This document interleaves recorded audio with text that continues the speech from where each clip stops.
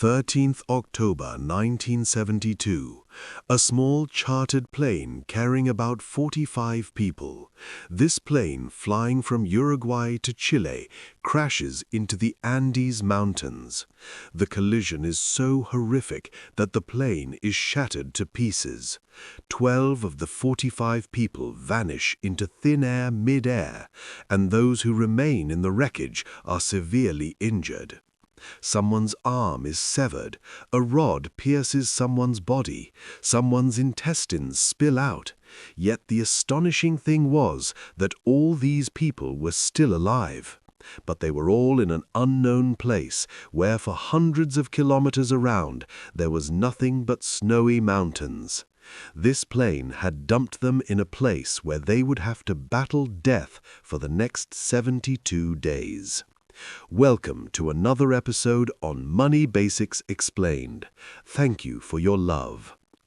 Immediately after the crash, the remaining fuel from the plane spreads all around, mixed with the blood of the injured. Everything inside the plane is destroyed. The seats tear through the plane's body and fly out. The plane's cockpit is completely crushed, killing both pilots on the spot.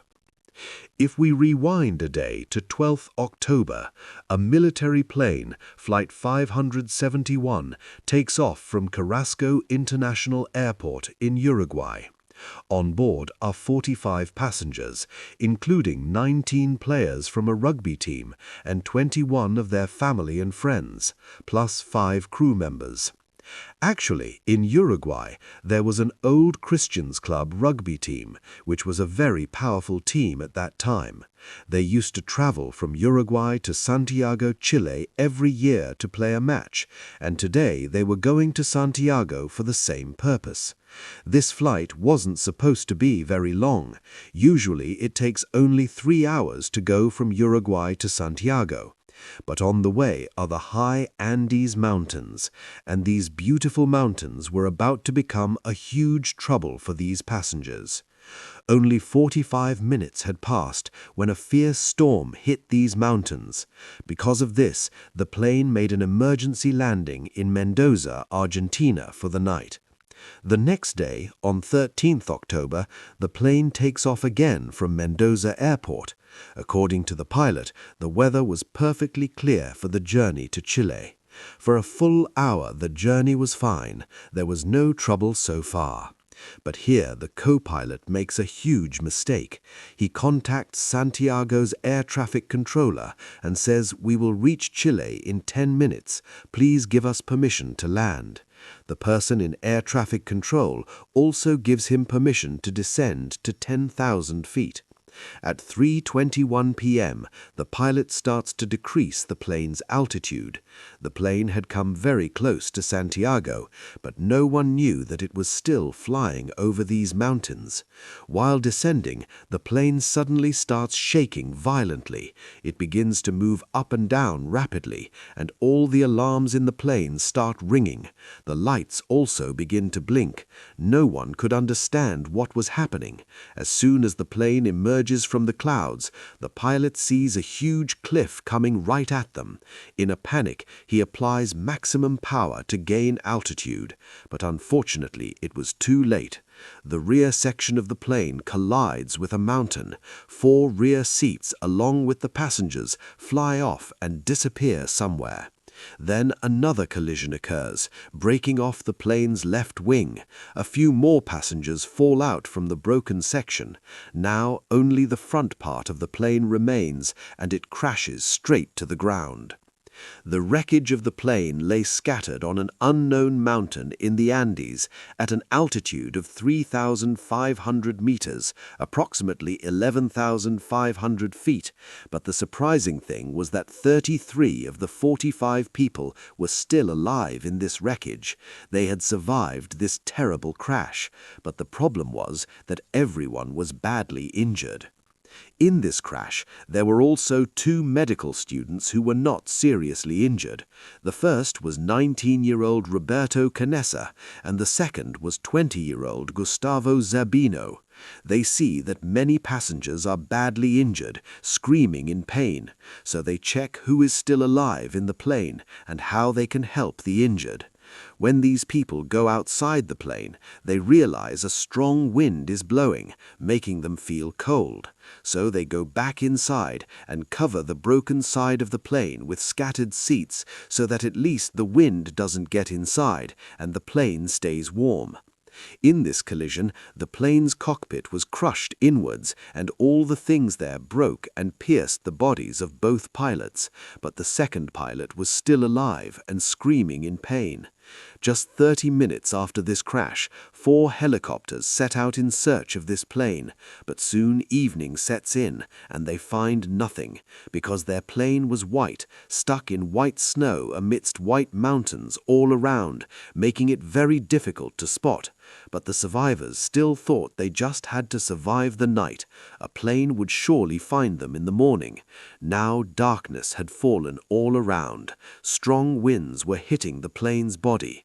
The temperature was 0 degrees Celsius, and these people sat all night inside, drinking wine.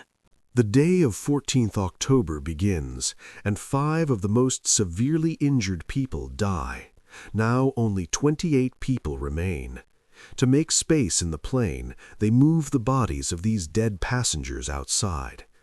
That day, 11 helicopters conduct a search operation in the exact area where the plane crashed, but due to bad weather, finding the crash site was very difficult.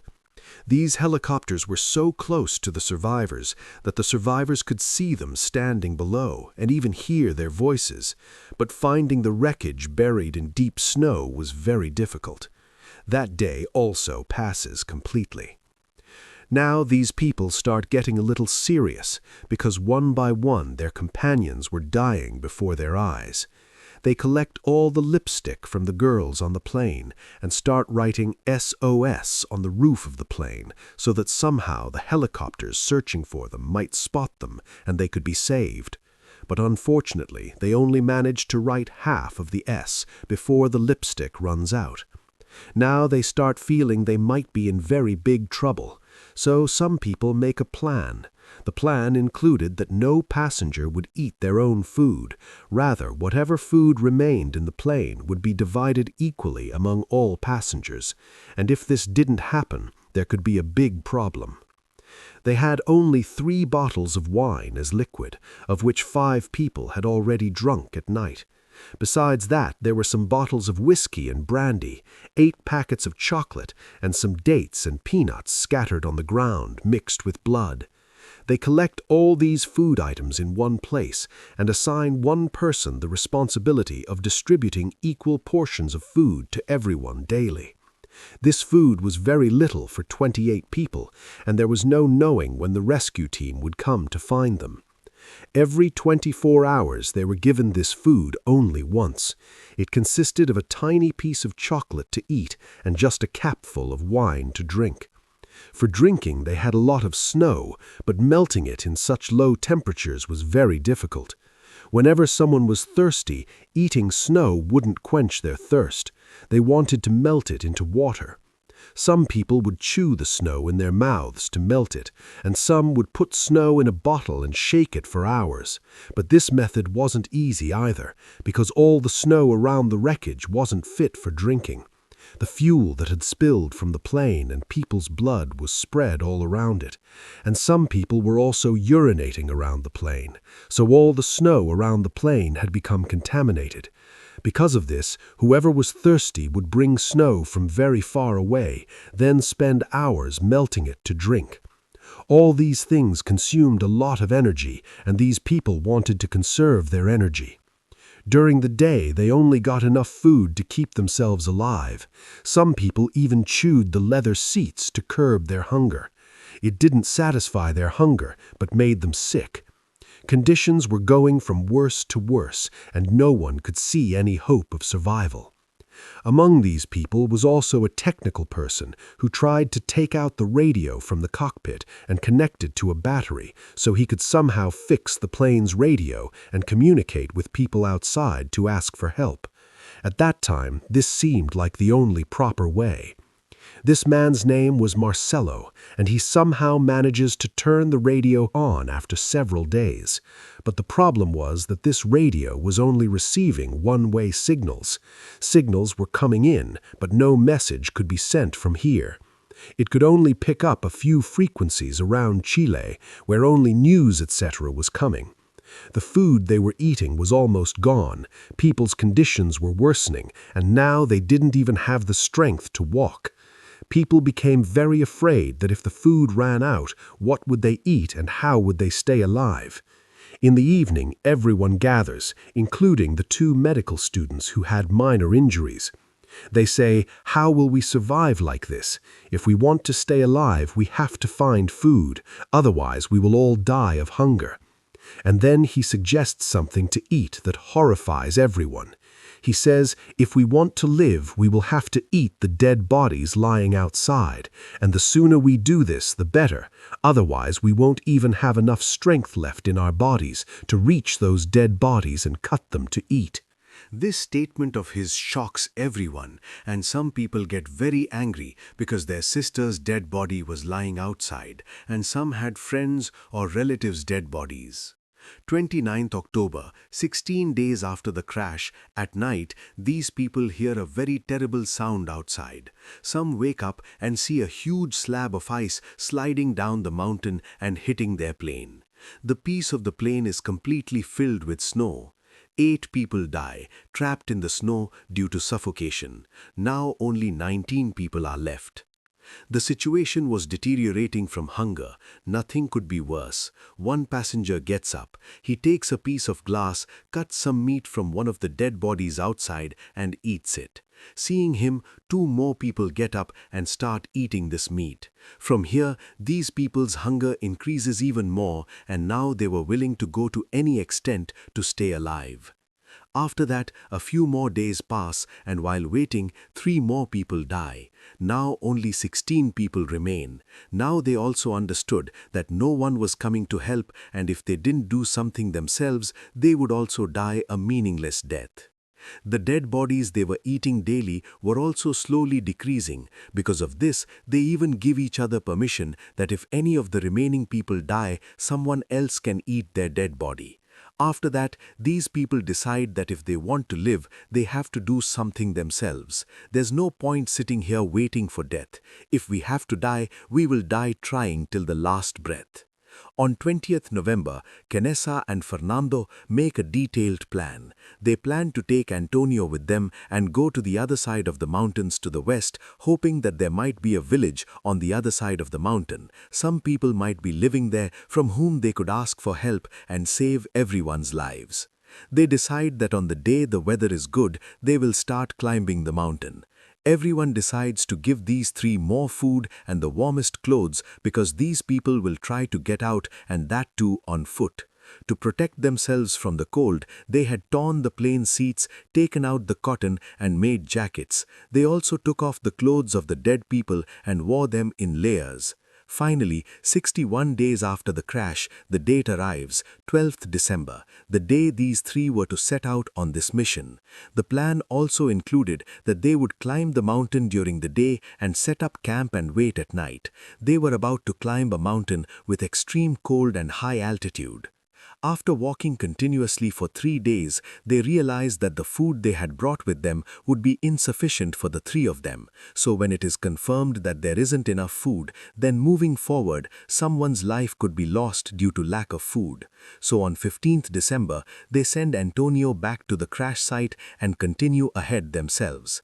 In 4 days, they had covered only 16 kilometers from the crash site. Climbing like this takes them more than 8 days, and when they reach the top, they see a mountain in the distance where there was very little snow.